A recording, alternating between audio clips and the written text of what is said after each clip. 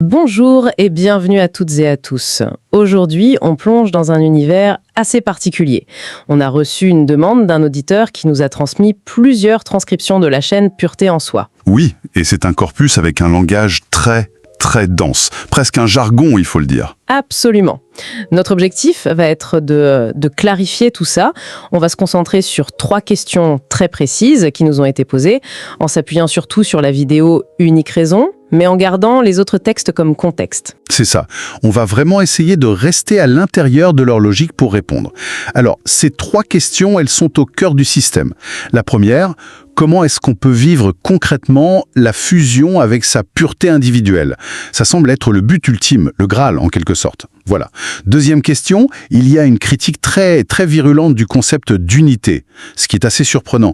Quelle est la différence avec ce qu'ils appellent, eux, la naissance cachée? Oui, le mot unité est presque un gros mot pour eux, clairement. Et enfin, la troisième, qui est peut-être la plus intrigante, pourquoi le ressenti total est-il indispensable, la clé absolue pour cette fameuse troisième naissance? Bon, le cadre est posé, et je le redis, notre but ici, ce n'est pas de juger ou de comparer avec d'autres systèmes de pensée. Non, pas du tout. On va simplement extraire la logique interne des textes, un peu comme des architectes qui reconstruisent un plan à partir des briques qu'on leur donne. On va essayer de rendre ça clair. Parfait. L'architecte, ça me va. Alors, commençons par les fondations, cette fusion. Comment la vivre ? Les textes parlent de devenir un reflet de sa propre pureté. C'est joli, mais qu'est-ce que ça veut dire en pratique? Alors, pour le rendre concret, il y a un premier mouvement, un vrai basculement. Il s'agit de passer de l'être à la présence. De l'être à la présence. Exactement. La vidéo « Cesser de créer pour le royaume de pureté » est très claire là-dessus.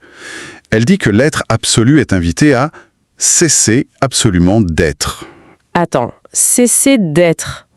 Ça fait un peu peur, dit comme ça. C'est une annulation? C'est là, la définition est hyper importante. Pour eux, ce n'est pas une fin. C'est un retour à l'origine. Ils posent que la présence est la source de l'être. Ah, d'accord. C'est une inversion. C'est une inversion totale. C'est comme si on disait que le son n'est pas une chose en soi, mais une simple perturbation du silence originel. Bah là, c'est pareil. L'être est une manifestation, mais la présence, c'est la cause première. Je vois. C'est un vrai changement de paradigme. On ne cherche pas à être mieux, mais à revenir à ce qu'il y a avant l'être. Ok. Et après, une fois qu'on a saisi ça, le pas suivant, c'est quoi? Ça parle d'épicentre. C'est ça. Le chemin est un mouvement vers l'intérieur, et la formule est précise. Il faut aller vers son épicentre. Oui.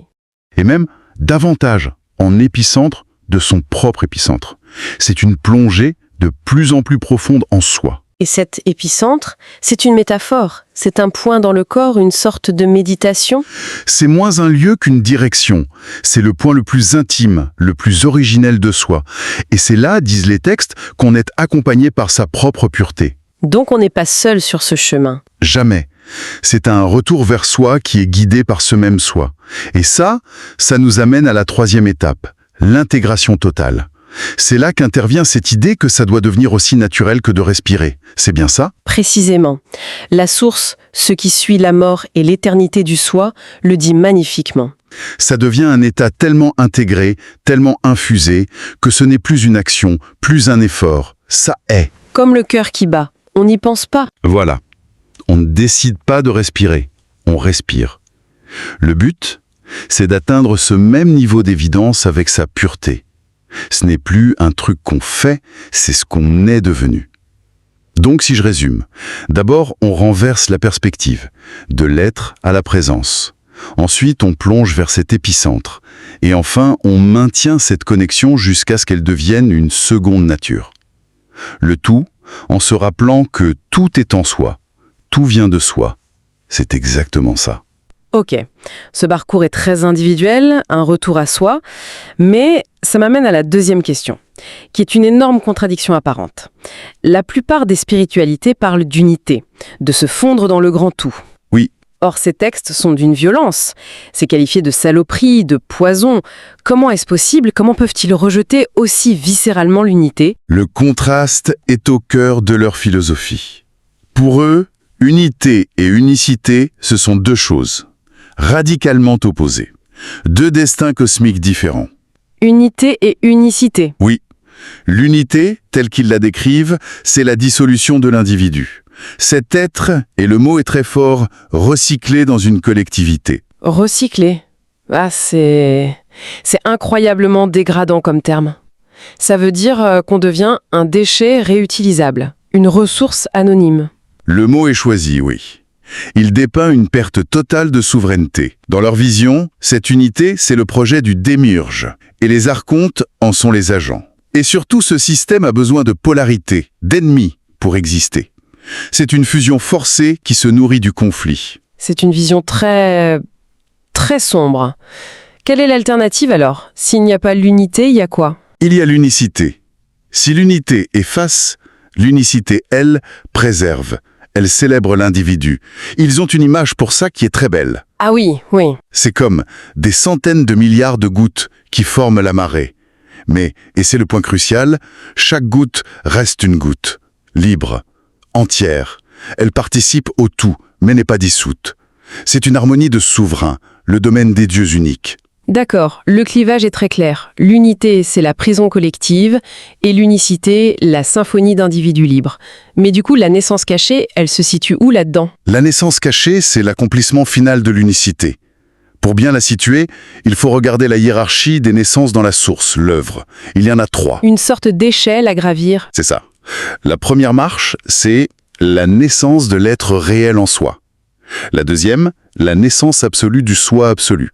Et tout en haut, le sommet du sommet. C'est la naissance cachée, décrite comme l'œuvre de sa pureté individuelle. C'est donc le but ultime du voyage. Absolument. La naissance cachée, c'est la fusion finale de la présence absolue, dont on parlait au début, avec la pureté individuelle. La vidéo Unique Raison le dit. C'est la seule raison, le seul but de toute existence. Ce n'est pas une dissolution, c'est l'apothéose de l'individu. On a la destination donc, cette naissance cachée. Mais la vidéo Unique Raison, elle se termine sur une condition très très stricte, une sorte de test final. Si tu es capable de tout ressentir, tu es prêt. Sinon, ce n'est pas ton instant. Voilà. Ça a l'air d'être la clé de voûte de tout le système. Pourquoi ce ressenti est-il si important? Parce que dans leur monde, le ressenti, ce n'est pas juste un sens parmi d'autres. C'est le sens, le seul qui soit authentique. La source ressenti suite est formelle. Le sens originel de tout être, sans aucune exception, est le ressenti. C'est le seul sens existant. Le seul sens. Mais attends, ça veut dire que ma vue, mon ouïe, ce que j'utilise tous les jours, c'est du faux? C'est radical comme affirmation? Ce n'est pas qu'il faut devenir aveugle et sourd, non. C'est une question de hiérarchie. Pour eux, les autres sens sont artificiels, des ajouts. Des filtres. Exactement. Des filtres qui interprètent, qui traduisent la réalité. Alors que le ressenti, lui, l'aperçoit directement, sans intermédiaire. C'est un peu comme la différence entre un thermomètre qui te dit « il fait 20 degrés » et le fait de ressentir directement la vibration thermique. Le ressenti, c'est ça. C'est une sorte de sonar interne. Un sonar interne, j'aime beaucoup l'image. C'est une perception directe de la vibration de la réalité. Et c'est pour ça que c'est lié à la puissance une. La connexion est directe, oui. La source ressentie dit que la plus grande puissance est basée sur le ressenti. Et à l'inverse, ne pas ressentir sa propre vibration, c'est être extrêmement faible. Pourquoi? Parce que sans ce ressenti, on navigue à l'aveugle. On ne maîtrise pas sa vibration, on ne sait pas si on déborde, si on a un impact potentiellement nocif. Le ressenti, c'est la boussole et le gouvernail. C'est l'outil qui permet de s'auto-corriger, et même, je cite, d'annuler sa propre corruption. Donc, le ressenti total, ce n'est pas une hypersensibilité émotionnelle que les textes critiquent d'ailleurs. Non, surtout pas. C'est bien plus profond. C'est une maîtrise parfaite de ce sonar interne, une conscience vibratoire à 360 degrés. Et c'est cette maîtrise qui prouve qu'on est prêt. Voilà, c'est la preuve de la maturité. Unique Raison le dit, la condition pour la naissance de la pureté elle-même, c'est de pouvoir tout ressentir. C'est le certificat d'aptitude, le permis de conduire cosmique. En quelque sorte, oui. Ça prouve qu'on peut gérer la puissance de cette fusion sans créer de chaos. Si on ne l'a pas, le message est simple, ce n'est pas ton instant. Ce n'est pas une punition, c'est un constat. Comme dirait un pilote qu'il n'a pas encore assez d'heures de vol. Bon, récapitulons pour que tout soit bien clair. On a un parcours en 3 temps. D'abord, la fusion concrète. Passer de l'être à la présence, plonger en soi, jusqu'à ce que ça devienne une seconde nature. C'est la première étape, oui. L'intégration. Ensuite, un carrefour. D'un côté, l'unité, vue comme une dissolution, une prison. De l'autre, l'unicité qui mène à la naissance cachée, l'accomplissement suprême de l'individu souverain. La fausse sortie contre le véritable accomplissement. Et finalement, la clé pour passer la dernière porte, c'est le ressenti total. Pas une émotion, mais une perception vibratoire directe. C'est la faculté qui permet de maîtriser sa puissance et de savoir si on est prêt. Sans ça, la porte reste fermée. C'est une excellente synthèse. Et si je peux me permettre, pour laisser une dernière pensée à la personne qui nous a écrit, il y a une idée fascinante dans ces textes. Je t'en prie. Il est dit que la plupart des créations contiennent une partie de leur créateur. Et que tant qu'une création existe, un fragment du créateur existe en dehors de lui. D'accord. Si on pousse cette logique jusqu'au bout, comme ils le font en disant qu'on est le créateur de tout, y compris de la corruption de la matrice, ça pose une question vertigineuse. Qu'est-ce que ça signifie, réellement, l'acte de tout rétracter en soi pour redevenir entier?